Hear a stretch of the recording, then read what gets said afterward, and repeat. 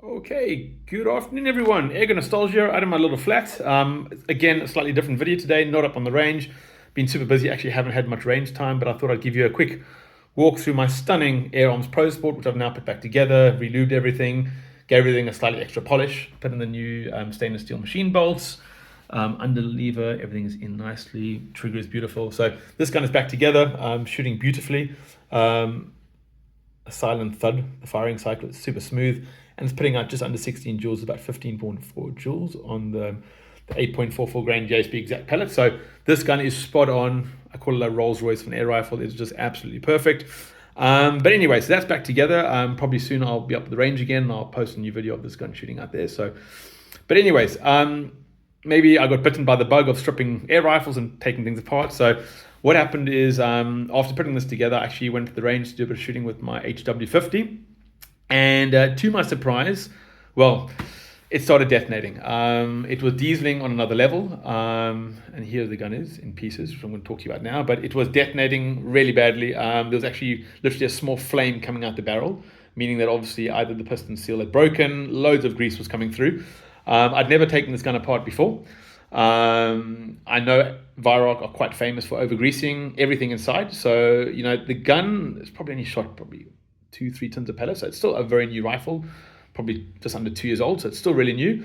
But it was dieseling badly. So I thought, definitely time to take it apart. The gun always had a bit of a smoky smell, but I always thought, this was normal. Excess grease being burnt off. It's a new rifle. It's going to settle in. But in fact, it was actually getting worse. I also noticed that the cocking cycle had suddenly become quite rough as well. So I thought, perfect excuse to take the gun apart, to strip it. It's probably still within the guarantee, but I know these guns are pretty easy to work on. So I was going to take it apart, and it's going to turn into a nice project. So anyway, so this is the HW50, completely stripped. Let me quickly walk you through the parts. Spring was installed in pretty good condition. It's got a slight bit of a bend on the end there, but nothing too serious. Spring guide also fits quite snug. That was all looking pretty good, but this was where the problem was. So there we go. That's the top hat, the main piston seal. That's not grease, that's burnt. So it's actually, the scratch is actually pretty much black.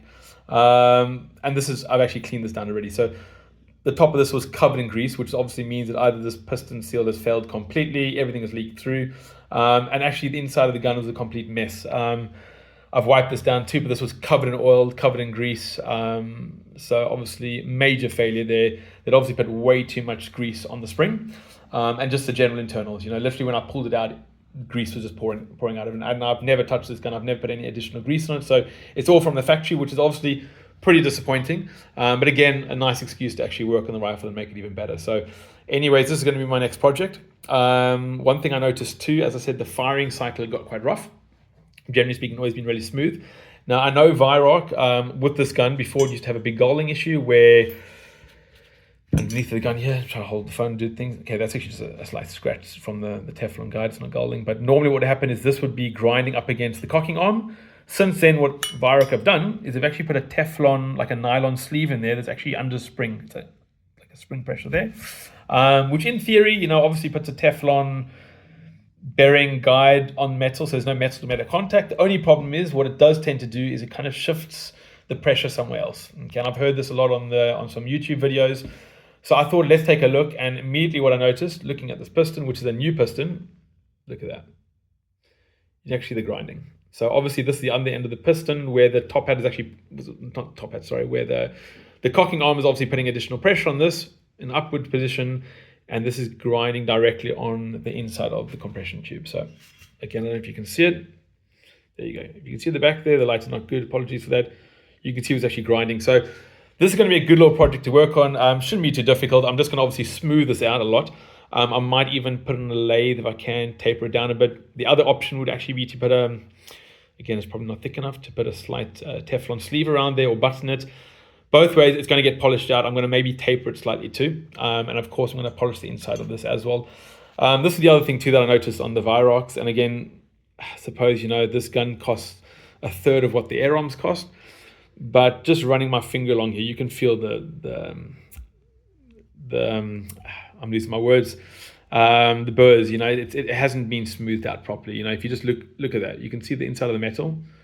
It hasn't been polished. In fact, actually, when you can't, okay, that's the jaw, it's fine there. But if you look on this end here too, focusing, you can see the end there. It's not smooth. In fact, even when you put the sleeve down the back of the barrel, you can actually see it scratches the side of the piston seal too. So obviously, I think Weihrauch, top quality guns. The barrel, the components, that breech block. Look at that; it's beautifully engineered, super solid. But I think this is where the cost point comes into. This gun costs a third of the price of an AirArms.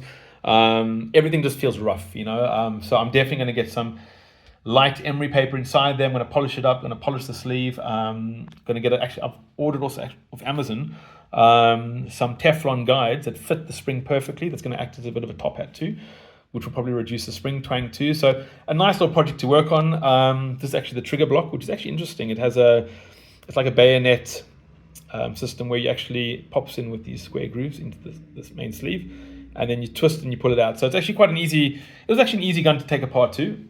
AirArms is a lot easier, but the trigger, the record trigger, again, obviously super famous, top quality trigger. It's a top quality rifle. I'm in no ways, talking bad about Weihrauch, but I think this is definitely where they cut a few corners. It needs a bit of deburring everywhere. Everything feels rough, it feels sharp, and the amount of grease in this thing was on another level. So this is actually a little homemade tool I've just made with some cloth in the end, and that was just going inside the piston sleeve now while I was trying to clean it out. So you can see the amount of grease and muck that was coming out of there. So this gun needs a full overhaul. It's going to be a lovely little project to work on. Again, it's an easy fix. It's not a big thing. I'll sand out those scratches. I'll smooth I'll do a bit of deburring, put it all back together. And I'm sure it's going to be a beautiful gun to shoot. It's a top quality rifle, but I just thought I'd share that bit of feedback with you. It's I think sometimes, if you see a bit of smoke come out your barrel, maybe don't leave it too long. I probably left it too long, and now it was like a complete failure where everything was just, and also I put it over the Crony.